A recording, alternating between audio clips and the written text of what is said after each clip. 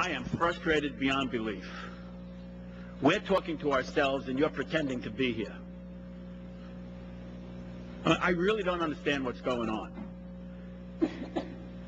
Previous witness said that you guys, as an agency, act like you're deaf, dumb, and blind. And I figured you were coming here, you were going to testify before Congress, and don't dare tell anybody you testified before Congress. You're going to be subjected to violation of false advertising lawsuits. All right? You've told us nothing. And I believe that's your intention. I figured you'd leave your blindfolds and your duct tape and your earplugs behind, but you seem to be wearing them today. And instead of telling us anything, you read from the preamble of your mission statement and broke it up into 5 segments. What the heck went on? Fraud has existed in one form or another since the agricultural revolution, when barter economies were first implemented. This simple concept has expanded vastly over time, from misinforming a potential village trader in prehistory to defrauding thousands, even millions, of investors internationally.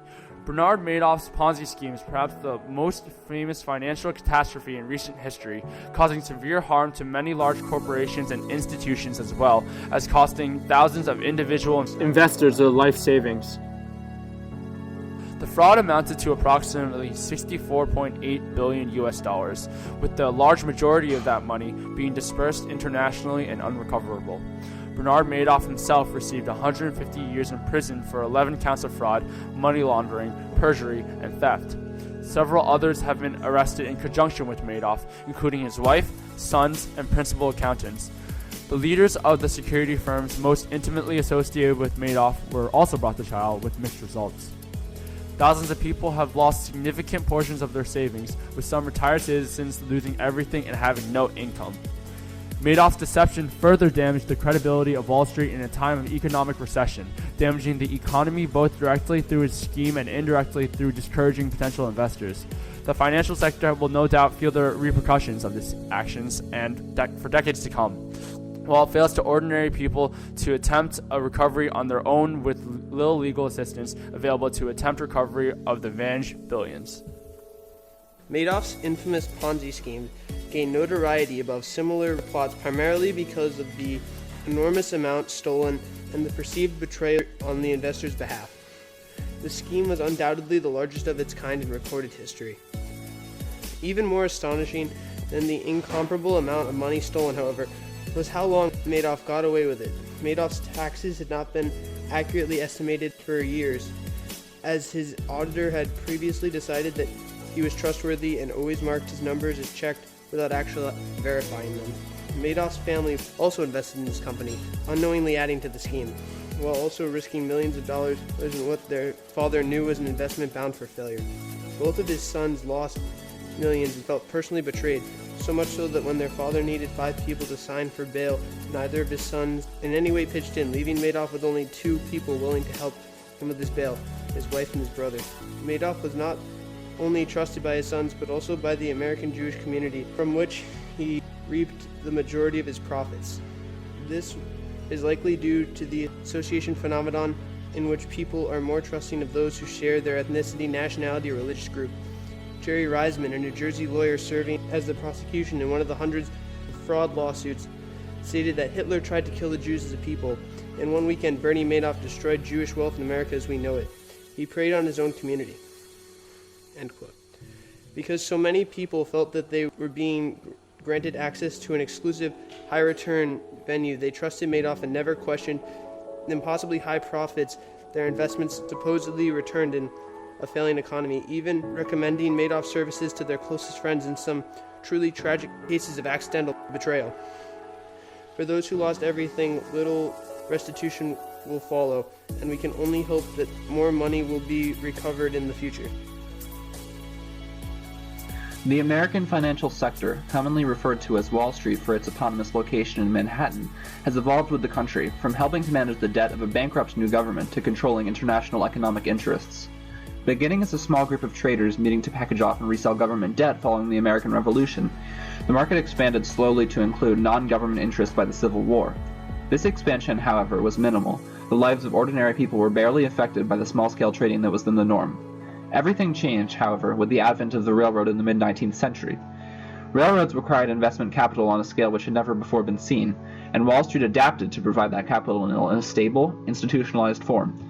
From there, it became the powerhouse that cohabits our world, for, as many will tell you, the market is as fickle as any living organism, and has survived on brokers' ability to manipulate mass opinion.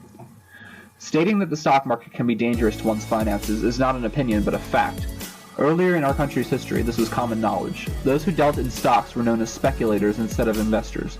This more negative term made certain that a potential investor both knew the uncertainty of his investment and the relative rarity of this kind of trading. At the time, it was difficult for ordinary people to imagine spending their hard-earned money on something so abstract as a piece of paper that guaranteed no certain returns, and the stock market remained in the hands of experienced professionals without any sort of popular oversight. This worked for a time until the industrial capitalist's exploitation of the general populace sparked such outrage that reform was instituted and the ordinary person was given a greater role in the economy. This enabled exploitation of a different sort, however. Experienced financiers were easily able to con the middle class into buying all kinds of stock, so much so that buying them on credit became a common practice, and when minor panic developed into mass panic, evolved into the Great Depression. People have, in general, become much more wary towards Wall Street since then. A new wrinkle to the system has been introduced in the form of the internet, enabling the purchase of stocks with the press of a few buttons. This unprecedented facility in trading has encouraged even greater interest in the stock market, creating even more of a requirement for personal investment managers, a position with the potential to create great wealth but also destroy a person's finances entirely by accident. This was the environment that Bernard Madoff introduced himself into and thrived in, a market historically sustained through deception and manipulation, subsisting on the renewed interest and laziness of the public. Madoff's ability to perpetrate his Ponzi scheme was greatly enhanced by his history of legitimate financial success, and his treating his customers as if they were part of an elite cadre, giving them substantial, and false, returns when they demanded it, but ensuring that they were so confident in him that they almost never did. The Madoff scandal is thus a manifestation of the Wall Street environment on internet consumer culture, and while many in the financial sector have been blamed for their failure to detect Madoff's fraud, the blame ultimately lies in the larger economic system. Once Madoff's Ponzi scheme had been fully exposed, there are a few other narratives and perspectives to explore. The fact that Madoff himself confessed to operating this scheme cements that he was by far the primary culprit in the scandal. Everyone's views on the situation is pretty much in agreement. What he did was fiscally irresponsible, illegal, and immoral, and he was personally responsible for the loss of billions and the loss of confidence in the American stock market. The facet of the operation that yields further information is the degree to which his family assisted him, which was quite large. His brother Peter helped start up the computerized trading system and had been working with him for over 40 years, and stated that he had helped Bernard to avoid a detailed IRS audit by structuring the firm in a financially secured way. However, in court, he made it clear that he didn't know Madoff's business was all scam until it began to collapse. He was eventually sentenced to 10 years in prison, 3 days after Bernie was sentenced to 150 years in prison. Another man who played a huge part in the scandal was Paul Koningsberg. Paul was an accountant who did his work from the London office that was associated with the Madoff investments. Partnering for over 25 years, Koningsberg was directed to prepare false tax return foundations for families who eventually end up losing millions of dollars. It was very interesting because Paul had agreed to put Madoff's accounts under his own name, which is basically giving proof that he was directly involved. Consequently, Koningsberg was sentenced to up to 30 years in prison. As you can see, Madoff could not pull off this whole scheme by himself. Most people only credit the whole Ponzi scheme to Bernie. Yet, however, there are many people involved. These are just a few of them, and each of these stories reveal interesting new perspectives on the scheme, which was unique in the way that very few of the culprits deny the charges. Does this indicate that the case has been solved, or that there's somehow even more to uncover that the criminals have successfully buried? One of the few positive aspects of the Madoff scandal is that it brought to light the underlying societal attitudes that allowed it to occur. When it comes to money, many investors only look out for themselves and not others. Like nobody questioning Madoff's ridiculously high return rates on investments, evidencing the consequences of greed on a national scale. It also exposed to the degree to which financial tycoons are able to operate outside of the public eye, and the resulting naivete of investors. Thousands of trusting clients had felt safe investing with a well-respected financier like Madoff, who was a pioneer of the automated NASDAQ stock exchange and president of the NASDAQ board for a time. It also evidenced the degree to which greed has perpetuated American society, even to that extent of betrayal within his family. His wife Ruth was devastated of most of her great wealth and derided by a suspicious world. And their son Mark was driven to suicide by shame and accusations of guilt. Their other son, Andrew's life was ruined, made pariah by the sins of his father. Bernard Madoff swindled many honest, hard-working people who were trying their utmost to make something out of their lives. One victim stated that he couldn't explain it. I trusted him. Why would I ever occur to me that it wasn't legal? The business was, his reputation was almost legendary. Why would I ever think that there was something sinister going on? These disturbing accounts serve to emphasize the scandal's place in history, as well as to expose some of the greatest problems in the moral center of our country. Despite Madoff being arrested on December 8, 2011, the fraud he perpetrated still affects Americans to this day. Prosecutors, at the time right after his arrest, estimated that $170 billion were moved around in and out of Madoff's accounts throughout the past decades, and needless to say, this caused many different effects throughout American society. For starters, people began questioning the validity of Wall Street. Before Madoff, there was an established trust between the people, the investors, and the market. After Madoff's arrest, though, there was a significant decline due to that same established trust being broken, and the economy was damaged because of so.